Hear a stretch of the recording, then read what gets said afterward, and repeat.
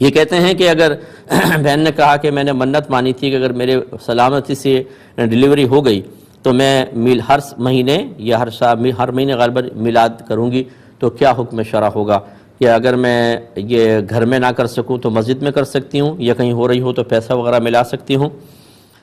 دیکھیں، جو منت میں آپ عمل ذکر کرتے ہیں یہ ضروری ہے شرعی منت کے لیے کہ اس عمل کی کوئی جنس سے کوئی عمل آپ پہ فرض یا واجب ہو۔